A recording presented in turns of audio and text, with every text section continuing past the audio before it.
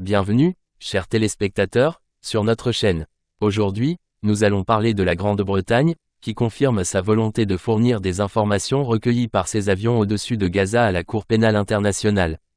Le gouvernement britannique a révélé sa disposition à fournir des informations de renseignement collectées par des avions de surveillance de la Royal Air Force lors de leur vol au-dessus de la bande de Gaza comme preuve contre Israël devant la Cour pénale internationale, en cas de demande officielle.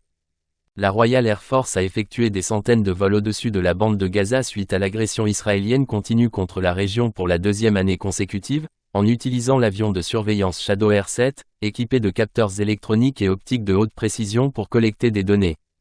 Le ministère britannique de la Défense a déclaré dans un communiqué, conformément à nos engagements internationaux, nous examinerons toute demande officielle de la Cour pénale internationale pour fournir des informations relatives aux enquêtes sur les crimes de guerre, en soulignant que le Royaume-Uni n'est pas participant au conflit entre Israël et le Hamas.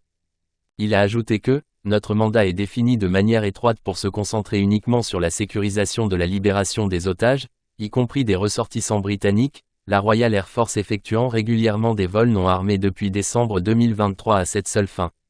Jusqu'à présent, il n'y a pas eu de demande officielle de la Cour pénale internationale au gouvernement britannique concernant les informations recueillies lors des vols aériens au-dessus de Gaza, selon la BBC. Le journal britannique, The Times, a cité une source militaire disant que l'avion Shadow Air 1 ne sera pas capable de scanner toute la bande de Gaza, mais il pourra surveiller les convois de véhicules, les rues et les bâtiments résidentiels. La source a ajouté que l'avion est capable de surveiller les rues, les bâtiments et les maisons et de zoomer sur des mouvements spécifiques, expliquant que il dispose de capteurs vraiment bons, mais qu'il ne couvre qu'une petite zone. En mai 2024, le procureur de la Cour pénale internationale a révélé qu'il avait demandé l'émission de mandat d'arrêt contre le Premier ministre israélien Benjamin Netanyahou et son ministre de la Défense Yoav Gallant pour des accusations de crimes de guerre. La Grande-Bretagne, qui a décidé de suspendre 30 licences d'exportation d'armes vers Israël en raison des risques de leur utilisation potentielle dans la commission de violations graves du droit humanitaire international, a révélé en juillet 2024 son intention de ne pas poursuivre les efforts visant à contester si la Cour pénale internationale a la compétence pour émettre des mandats d'arrêt contre Netanyahou et Gallant.